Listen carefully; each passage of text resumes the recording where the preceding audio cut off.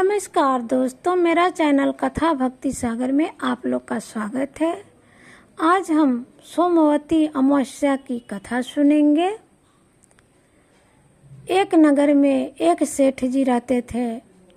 उनके 7 पुत्र और 7 बहुएं थी और एक पुत्री थी। तो सेठ जी के घर प्रतिदिन एक पंडित जी थे। उसी गांव में पंडित जी जो थे सुबह सुबह सेठ जी के घर अपना आते थे भिक्षा मांगने। तो जब भी वो पंडित जी भिक्षा मांगने आते तो सेठ जी की बहू या पत्नी पंडित जी को देती जब भिक्षा तो आशीर्वाद देते और कहते कि अपने पति के कंधे पर राज करो।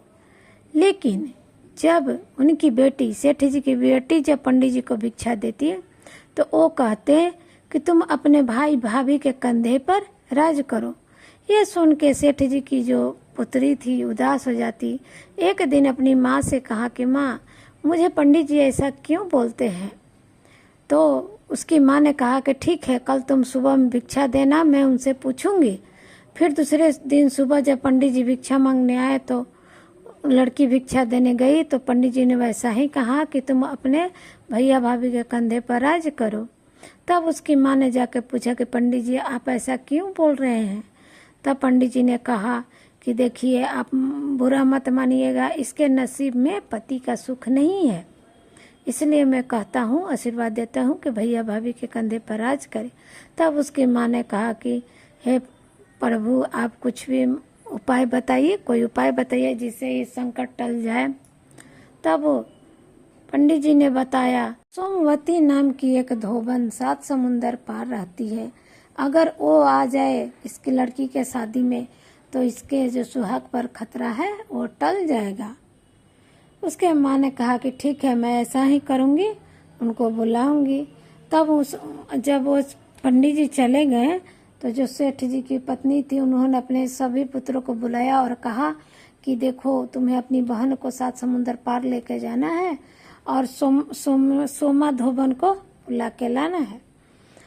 6 लड़के तो मना कर दिए, बोले मेरे पास टाइम नहीं है मेरे पास। लेकिन 7वां जो लड़का था वो तैयार हो गया।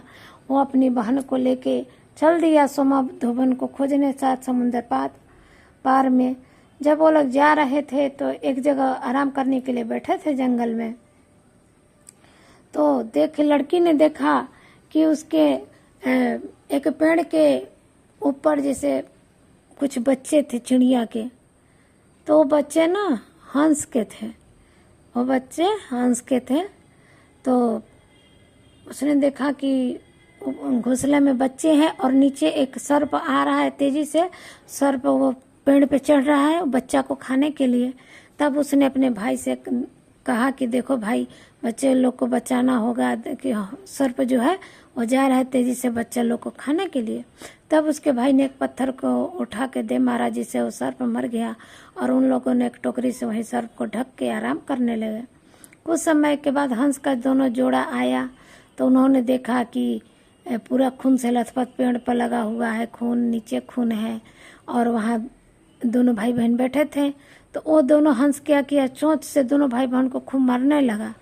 तब दोनों भाई बहन ने ढक्कन हटा के दिखाया कि वहाँ एक सर्प आया था, उन लोग को मार के उनके बच्चे का जान बचाया है।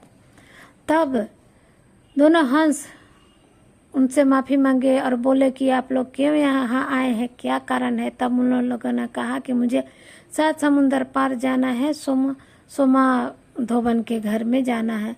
तब हंस ने दोनों भाई बहन को अपने पीठ पर बैठा के 7 समुंदर पार ले गया और जहाँ सोमा धोबन का गांव था, घर था, वहाँ पर छोड़ा है। वहाँ पर दोनों भाई बहन एक घर किराया पर लेके रहने लगे। और जो सेठ जी की लड़की थी अब क्या करती कि सोमा धोबन का भी बहुत बड़ा परिवार था, कई लड़के थे, कई बहुएं थी। हमेशा वो लोग आपस में काम करने के लिए झगड़ा झंझट करते रहती थी। तो इधर सेठ जी की लड़की क्या करती, रात जब सब सो जाते तो उनके घर जाती, साफ सफाई उनके घर का करती, सब सारा काम करती, बर्तन धोती और सुबह का खाना बना के और सुबह होने से पहले ही अपने घर आ जाती। 1 दिन 2 दिन 3 दिन ऐसे ही हुआ। तो एक दिन जो सोमा धोबन थी अपनी बहुओं लोग को बुला के पूछी कि आजकल तुम लोग हल्ला नहीं कर रही हो काम करने के लिए, क्या बात है। तब बहुएं लोग बोली कि सारा काम तो आप कर देती हैं, सारा काम हमको करा हुआ मिल जाता है तो हम क्यों हल्ला करेंगे।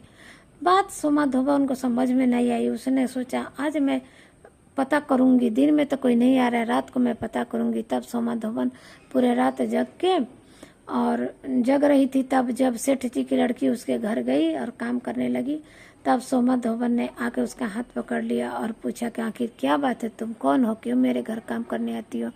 तब उस लड़की ने, सेठ जी की लड़की ने सारा बात कहा कि मेरे नसीब में मतलब पिया का सुख नहीं है, पति का सुख नहीं है, और एक ब्राह्मण ने मुझे उपाय बताया है कि अगर सोमा धोबन जो है अपनी सोमवती अमावस्या का फल तुम्हें दे दे तो तुम्हारा सुहाग अमर हो जाएगा और सुहाग का खतरा टल जाएगा।